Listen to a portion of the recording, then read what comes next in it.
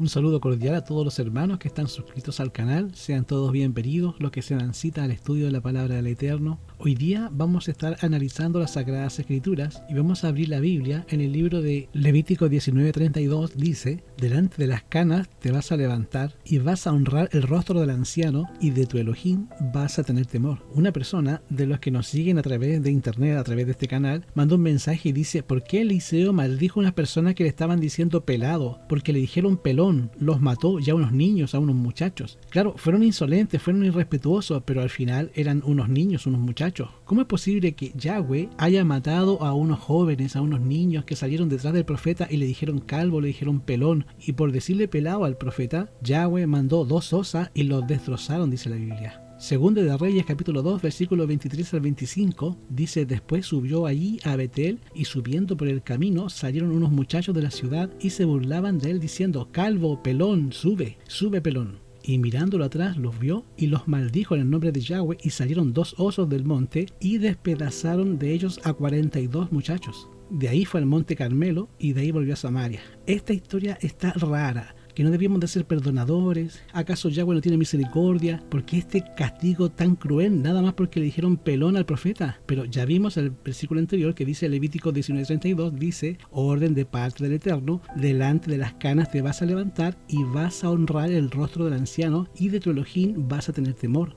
Ahora, la respuesta a esta pregunta es que Yahweh no solamente los mató porque le llamaron calvo o pelado a Eliseo, los mató porque le estaban diciendo sube. Tenemos que hacer un análisis de todo lo que quiere decir este versículo, esta historia. Está encerrando un principio muy importante y todo tiene su inicio en el capítulo 2, cuando Eliseo se encuentra en Jericó, precisamente en el acto maravilloso en el cual fue Elías tomado y trasladado hacia los cielos. Elías se va a los cielos sin ver muerte, Yahweh lo traspuso. En el Brit Hadashah, en el Nuevo Testamento, nosotros encontramos a Elías apareciendo con Moisés, ahí en el monte de la transfiguración, como varones simbólicos, representando de una u otra manera a todos los salvos de todas las épocas. Elías representa a todos los que van a ser tomados al cielo y van a vivir para siempre con Yahweh, ese milenio sin ver la muerte. Y Moisés representa a todos los que han muerto y van a resucitar cuando Yahshua regrese por segunda vez. Por lo tanto, Moisés y Elías representan a todos los que van a vivir o van a ser llevados al cielo durante el milenio.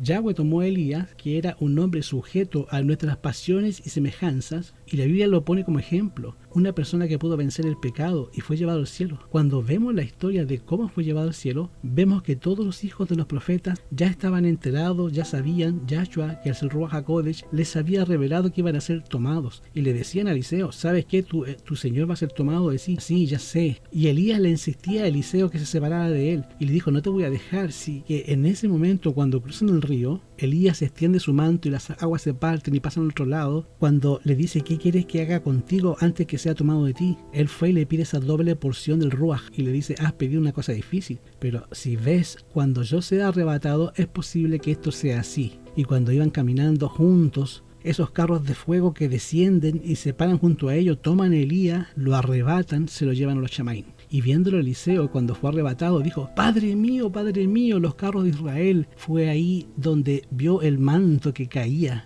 Y va y corre y lo toma, y cuando recoge este manto, llega al río y lo echa al agua, y el agua se parte y pasa al otro lado. Y los hijos de los profetas que se encontraban ahí lo llevaron a la ciudad de Jericó. Esto fue lo que ocurrió después de que ocurrió ese acto maravilloso. Los hijos de los profetas le insistían que les permitieran ir a buscar a Elías. Eliseo le dijo que no fueran porque había sido arrebatado, y le dijo: pero a lo mejor el padre lo arrebató y lo dejó en algún monte y lo puso por ahí. Y le insistían tanto que a Eliseo le daba vergüenza. Y parecía ser que él no quería que lo fueran a buscar por alguna razón. Bueno, vayan y busquen. Y fueron, lo buscaron y no lo encontraron.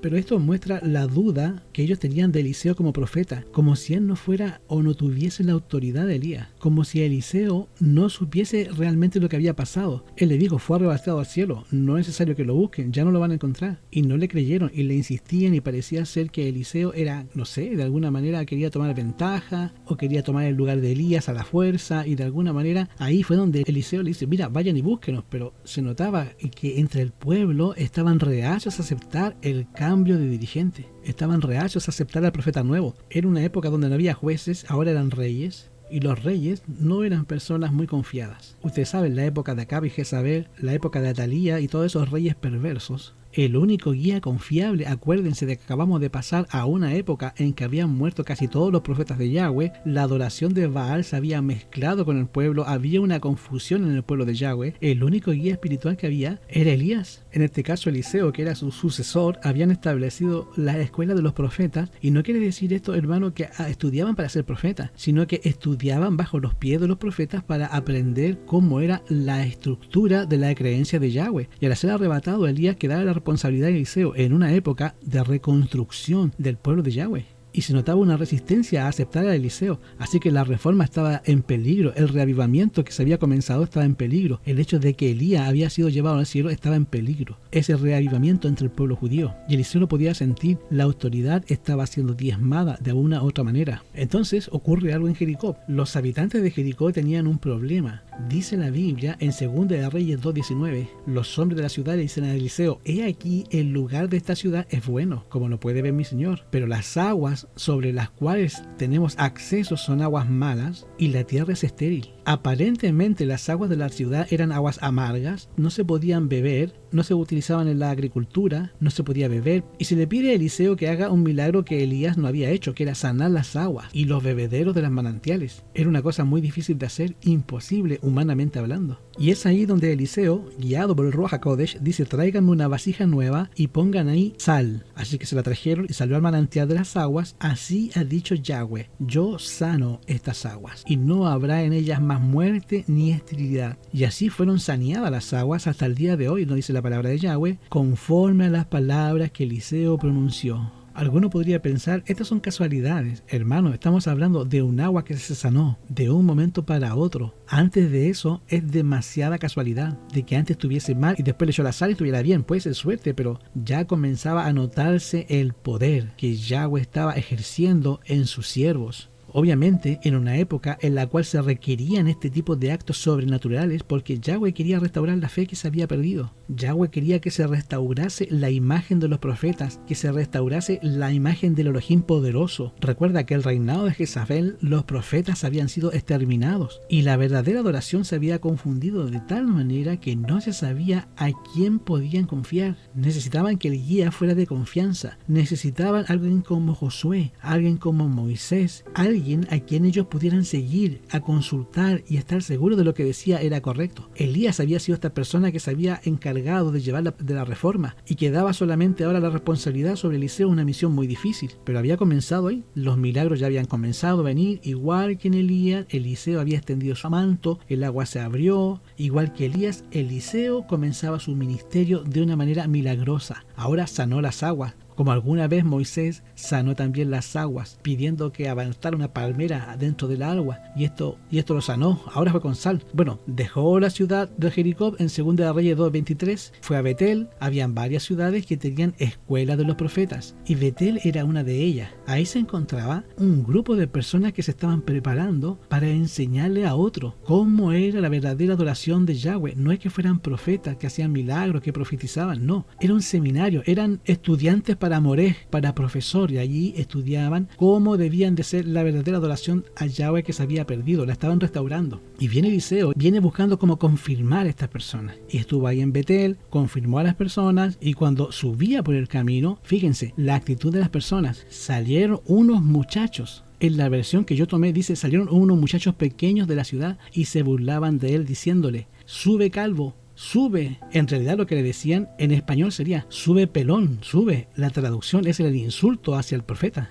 Mirándose atrás, los miró y los maldijo en el nombre de Yahweh, y del monte salen dos osos furiosos que comenzaron a seguir y perseguir, a tomar a los muchachos y los despedazaron a 42 de ellos. Obviamente Eliseo miró todo eso, y los que sobrevivieron contaron la historia. El profeta nos maldijo, mató a 42 muchachos, perdieron la vida.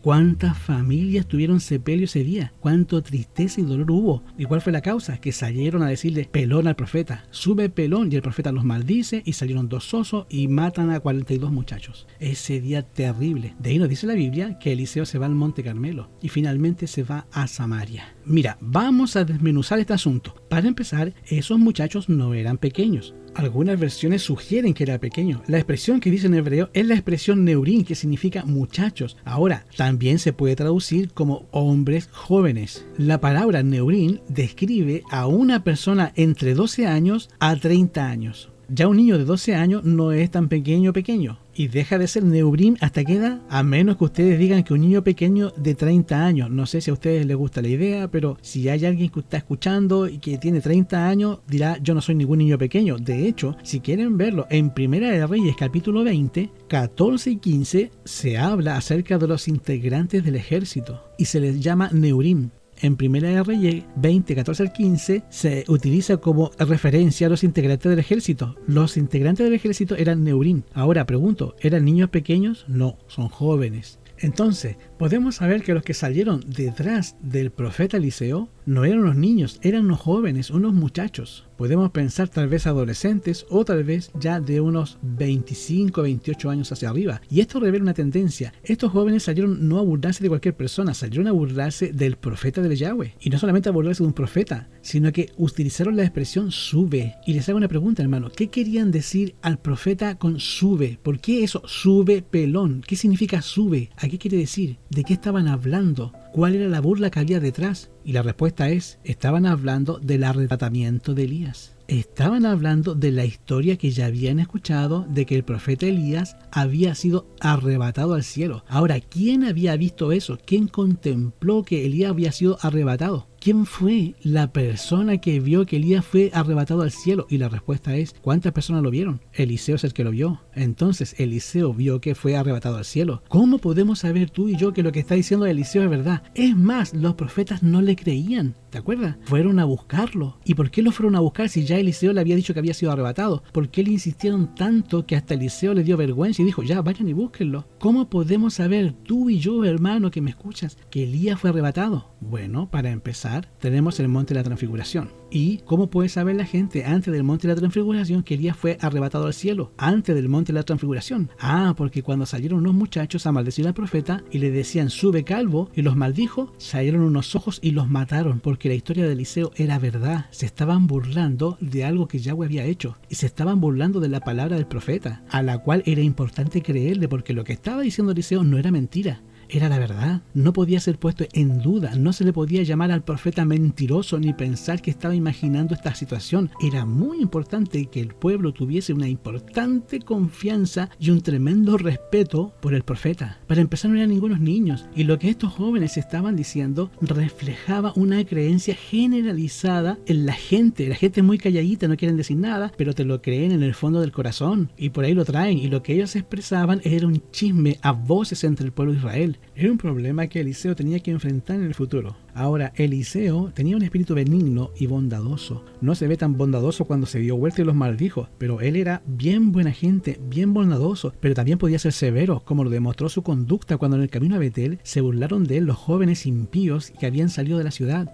Ellos habían escuchado acerca de la ascensión de Elías. Hicieron de este acontecimiento solemne un motivo de burla, diciendo a Eliseo, sube pelón, sube. Al oír sus palabras de burla, el profeta se da vuelta y bajo la inspiración del Todopoderoso pronuncia una maldición sobre ellos. Hermano, les hago una pregunta. ¿Por qué este acontecimiento de Elías es solemne? ¿Por qué el hecho de que Elías haya subido al cielo es algo solemne? ¿Por qué? Piénselo. ¿Por qué es algo tan importante? Es algo que Yahweh hizo, y lo hizo con un propósito. ¿Sabes cuál es el propósito? ¿Sabes cuál es la razón por la cual se lleva a Elías sin ver muerte? ¿Se acuerdan lo que representa? Es una promesa para todos aquellos que van a ser perseguidos como Elías, que van a pasar los 3 años y medio de persecución, que van a pasar la época en la cual la bestia va a existir. Esta bestia, estamos hablando del rey, del gobierno de la tierra, casado con la falsa religión, que es Jezabel. Se forma una bestia y van a perseguir al pueblo de Yahweh, y va a haber cosas terribles, y va a ser una época de mortandad, una cosa horrible, y hay una promesa. Es el pueblo que va a tener que sobrevivir, y los cuervos los van a alimentar, y van a comer de una olla que nunca se le acaba el aceite, y de un poquito de harina que nunca se termina, y de alguna otra manera los animales los van a alimentar.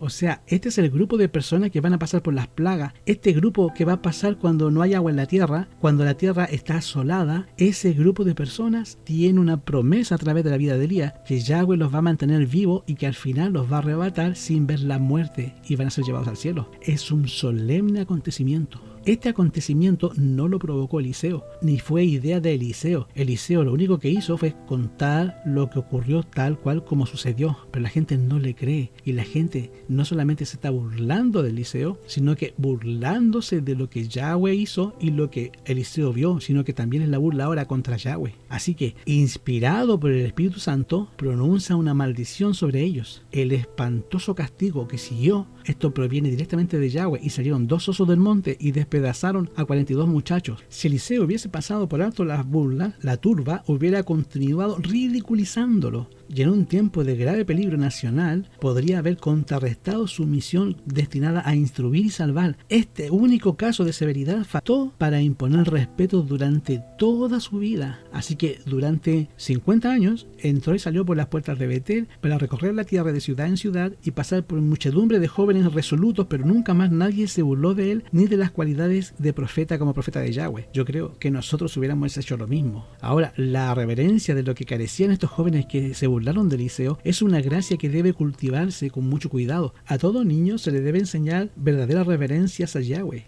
Nunca debe pronunciarse su nombre con liviandad o irreflexivamente. También la cortesía es una de las gracias del Espíritu. Ya vimos que Levítico decía que delante de las canas nos vamos a levantar, no solamente de los profetas, sino que también de las personas ancianas. Los que profesan seguir a Yahshua y son al mismo tiempo toscos y duros y descorteses, no han aprendido de Yahshua. A veces cuando uno lee los comentarios que se hacen entre miembros de hermanos o quejilot, insultos por cosas que no están de acuerdo, y uno dice, wow, porque no están de acuerdo con algo de la Biblia contigo, esas personas se notan inmediatamente que no conocen a Yahshua, porque Yahshua no era así. No, si él insultó a los rabinos y sacerdotes, no en forma personal, pero se refería a ellos en general. Pero no recuerdo nunca que en algún momento haya hablado con Caifás y no le dijo nada, guardó silencio en su presencia. Cuando se refería a ellos se refería en general a los escribas y fariseos, pero nunca se refirió a uno en particular o al estar hablando con él de alguna manera que nunca ocurrió. El que dice, no, es que Juan el Bautista les llamaba generación de víboras. Sí, pero no estaba hablando con una persona con él enfrente, se estaba refiriendo en general. Cuando Yahshua reprendía lo hacía con lágrimas en los ojos. Cuando tú encuentras una persona que es tosca, dura y descortés, tú puedes saber que esa persona no conoce a Yahshua, sea quien sea, no saben de Yahshua. No, es que yo temo mucho a Yahweh y soy muy celoso por su nombre. No excusa tu falta de bondad y cortesía. No conoces a Yahshua. Queridos hermanos, algo les debe de quedar en la mente al terminar este estudio. Burlarse de un acto de Yahweh es burlarse del Eterno. Cuando ustedes escuchan a través de alguien algo que los edificó, ustedes pueden saber que ahí está la presencia de Yahweh. Los edificó, ahí está la presencia de Yahweh. Qué terrible es que si alguna vez alguien los edificó, después tengamos, no sé, la arrogancia de poder levantarnos en contra de esa persona que nos edificó. O cuánta más razón a una persona que ha dedicado su vida al ministerio. Así que eso es algo que nos debería llamar la atención. Que Yahweh les bendiga, que Yahweh les dé shalom.